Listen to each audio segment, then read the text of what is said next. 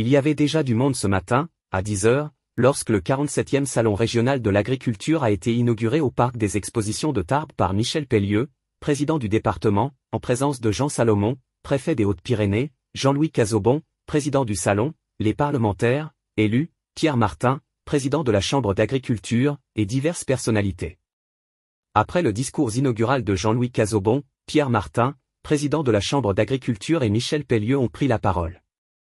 Le cortège a ensuite déambulé dans les diverses travées du salon qui va sans doute faire le plein jusqu'à dimanche. Je veux te remercier de nous faire l'honneur d'inaugurer cette année notre manifestation, et te remercier aussi également pour les actions mises en œuvre par l'institution que tu présides en faveur de l'agriculture départementale.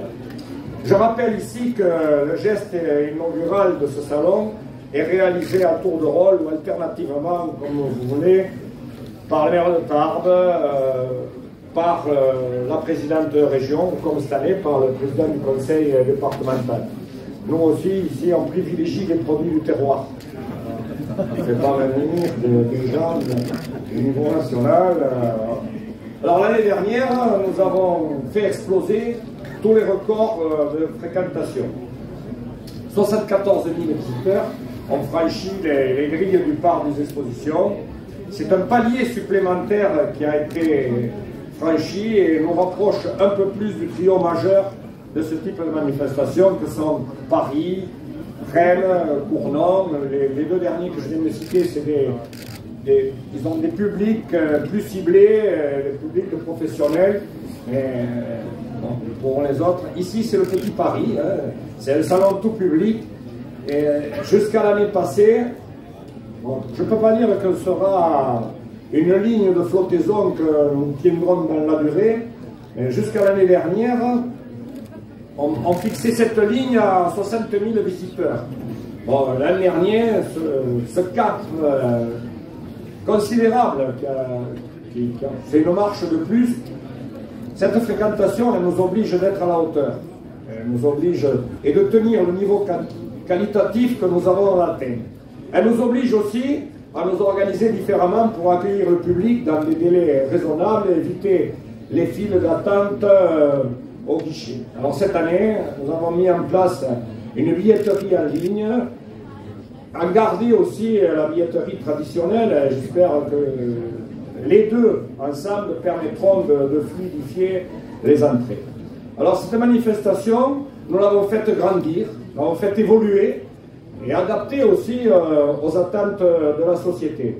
Et les visiteurs qui viennent ici, ce sont les consommateurs des années 2020. Je veux remercier, bien sûr, la brigade légère qui travaille tout au long de l'année. J'ai nommé Cédric Aradia, Stéphanie Monsuire, elle se cache par là, qui travaille à mettre cette manifestation sur pied, mais aussi les éleveurs, les agriculteurs et les éleveurs qui... Parce qu'ici, vous n'arrivez pas à vous installer. Hein. Ils montent les stalles, ils participent, ils s'organisent, ils deviennent acteurs. Les agriculteurs qui sont là, qui vous accueillent dans les restaurants, ils sont acteurs de cette manifestation. Et c'est tout cela qui arrive à faire le succès de cette manifestation. Alors bien sûr, les équipes de la Chambre d'agriculture et de son président, qui est derrière moi, là, Pierre Martin, ils mettent plusieurs stands à disposition des agriculteurs et tout au long de l'année, ils les accompagnent dans l'exercice de leur métier, ils restent en relation avec eux. Alors je veux adresser une mention particulière à Véronique de Vladis, passé un mental, mais pour l'organisation de la réception des classes scolaires. Il y a 70 classes de scolaires qui se rendent ici, et ça aussi, il est important de les sensibiliser au processus, les éduquer aussi au processus des circuits de tous les produits alimentaires. Et ce sont eux qui seront les consommateurs de demain, donc leur expliquer ce qu'est le cheminement de ce produit. Je veux remercier aussi ceux qui nous soutiennent financièrement, la ville de Tarbes, le conseil départemental des Hautes-Pyrénées, la région Occitanie, la Chambre d'agriculture, le Crédit agricole Pyrénées-Gascogne, Groupama, la MSA. Nous ne sommes pas sous perfusion d'aide publique. Hein.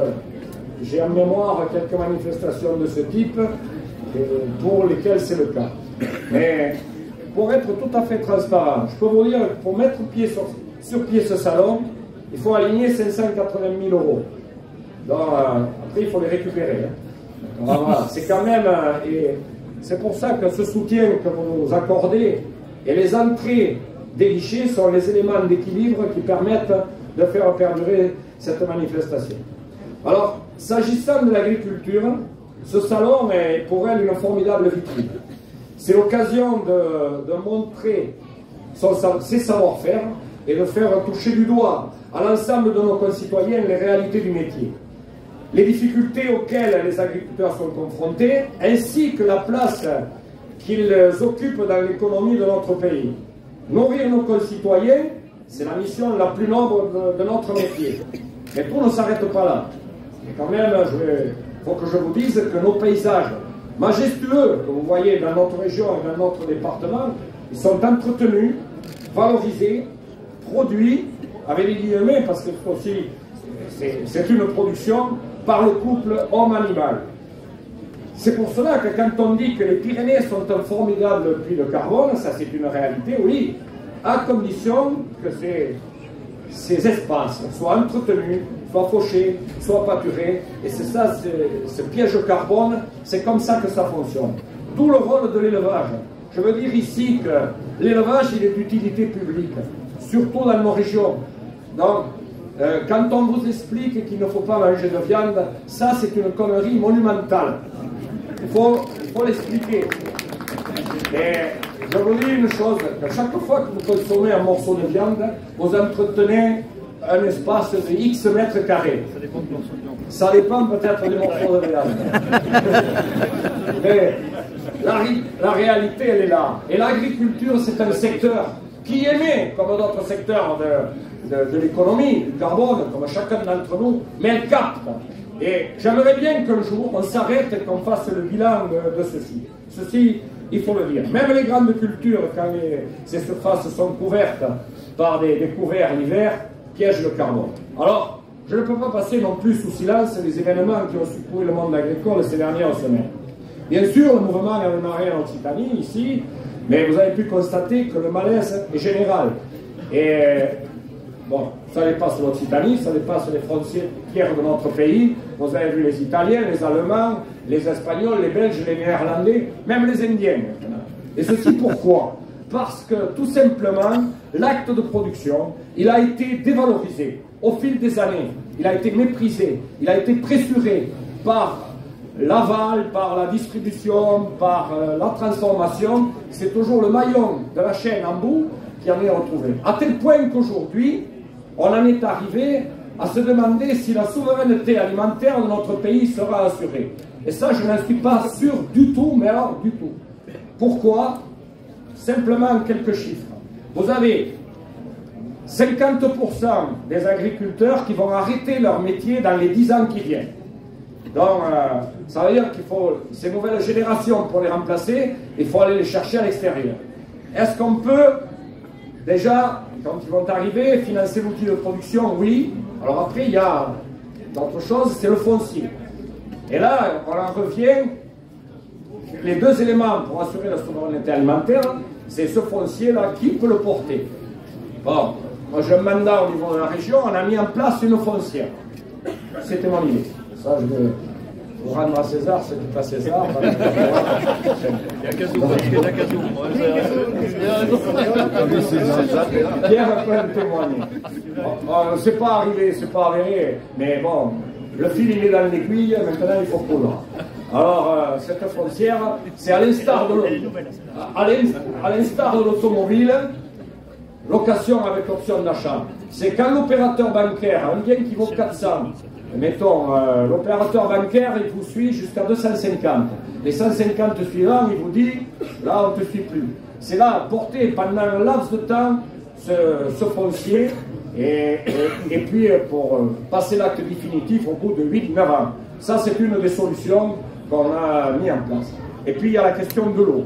L'eau, évidemment, pas de nourriture sans eau. C'est vrai peut-être dans les Hautes-Pyrénées, mais c'est beaucoup plus vrai même par ailleurs.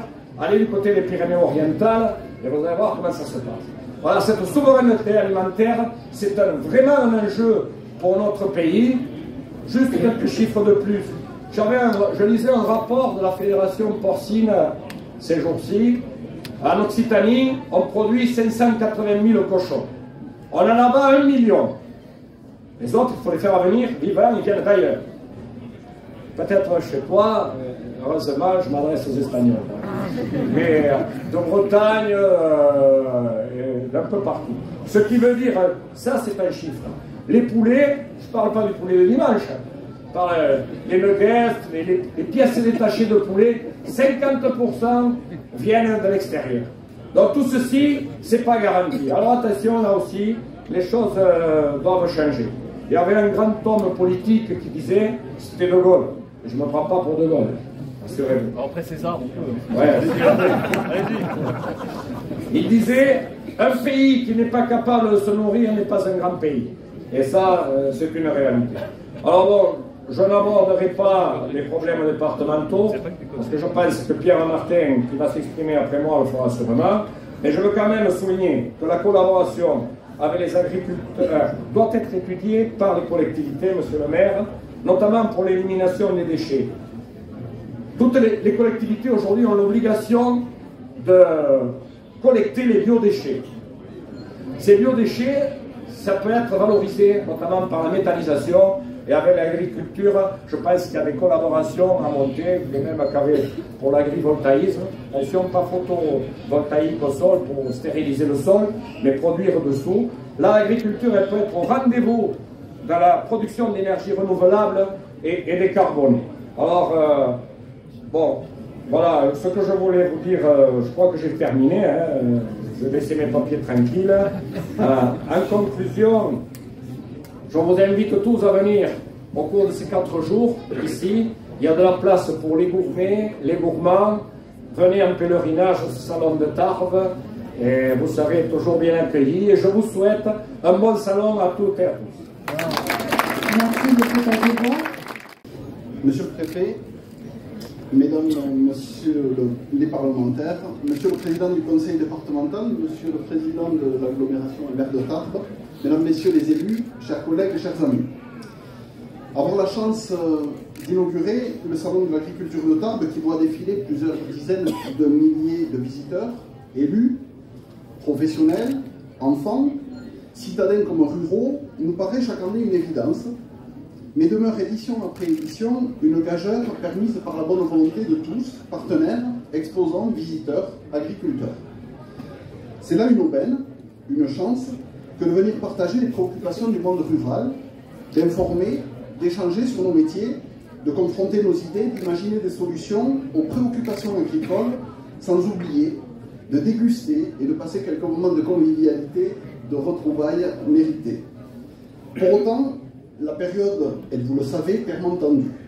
Le contexte lourd, le ciseau des prix entre inflation des intrants et volatilité des cours, redoutable pour nos trésoreries, rarement connues, les revenus faibles qui plus est au regard des heures travaillées, la reconnaissance de nos métiers aléatoires et les contraintes multiples. Alors oui, l'écart type de nos revenus et des situations est conséquent. Oui, la diversité des productions, des terroirs, des exploitants génère la complexité des solutions à apporter, y compris pour accompagner, simplifier, former, défendre ou construire des dynamiques collectives. Les défis sont multiples. La transmission, tu l'as évoqué Jean-Louis, la transition agroécologique, la transition numérique dans laquelle l'accompagnement de l'État, monsieur le préfet, est réel. Le changement climatique désormais avéré et son corollaire de mesures sanitaires, nouvelles donnes jugées plus tôt, gel, grêle, sécheresse, fièvre catarrhalovine, maladies hémorragiques épizootiques, mildiou, varroa, frelons asiatiques et autres plantes invasives. Rajoutez-y une prédation dont personne n'avait besoin, une bonne dose de surtransposition dans laquelle nous pouvons tous balayer devant notre porte, et cela aboutit aux exaspérations récentes. Nous cherchons tous des solutions à chacun de nos niveaux. État, élus, organismes économiques, syndicats, sociaux, bancaires, consulaires. Et pour autant, poser quelques convictions s'avère ici indispensable à mon sens. Confondre vitesse et précipitation n'a en matière d'agriculture peut-être encore plus qu'ailleurs que peu de sens. Confondre réduction scientiste et progrès de la science relève de l'ineptie. Porter une vision manichéenne de nos agricultures sûrement stupide, de notre économie par des prix planchers pour le moins surprenants. Toucher par le populisme, les dogmes ou le survol des dossiers, clairement un danger. Cela étant dit, il convient à mon sens d'œuvrer collectivement, chacun à nos niveaux, en prenant la mesure des enjeux à diverses solutions dans le sens de l'intérêt général. La valeur ajoutée ne sera, c'est très clair, permise et développée massivement qu'avec des outils collectifs. Abattoirs, salles de découpe, marché de rabastens, couvoirs, légumeries, et non délocalisables lorsqu'il s'agit de filières territorialisées. L'eau, tu l'as précisé Jean-Louis, sera nécessaire en premier lieu pour chacun d'entre nous. Les communes des Pyrénées-Orientales toujours alimentées en bouteilles le savent. C'est valable pour les citoyens, pour la salubrité publique, pour le maintien des milieux, la biodiversité et bien entendu l'économie, dont l'agriculture.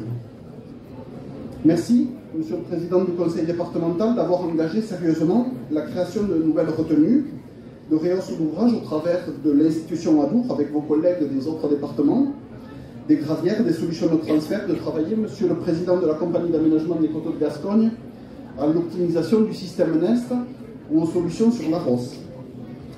Si le débat est engagé à chacun de nos niveaux pour résorber les fractures, imaginer le futur de notre agriculture autour d'un pacte et d'une loi d'orientation agricole, installation de transmission en gestation depuis plus de 18 mois, dont on n'ose plus espérer que la parturition se fasse même par césarienne, ça pourrait devenir une arlésienne. Alors oui, avec les modestes moyens d'un consulaire, dont les moyens financiers réduisent le potentiel d'emploi d'un poste par an, nous accompagnons plus des 3/4 des agriculteurs dans leur déclaration de pacte. Oui, nous installons depuis plus de 3 ans plus de 80 jeunes agriculteurs aidés, ce qui, eu égard à la dernière décennie, double le chiffre des installations, preuve que l'envie est là. Nous travaillons à la diversification, légumières, ressources du bois, énergie renouvelable. Nous poursuivons l'accompagnement et le développement des filières territorialisées avec une ambition, celle de défendre des femmes, des hommes, qui contribuent chacun à leur mesure au développement du territoire pyrénéen, de son agriculture, de ses paysages façonnés par nos pratiques, nos cultures, qui attirent tant de touristes, qui permet aux services, à l'artisanat, au commerce, d'apporter du mieux vivre pour que demain, l'avenir de la Bigorre se cultive toujours avec une raison d'être, une ambition digne des Pyrénées. Au plaisir d'échanger, bon salon 2024 à toutes et tous.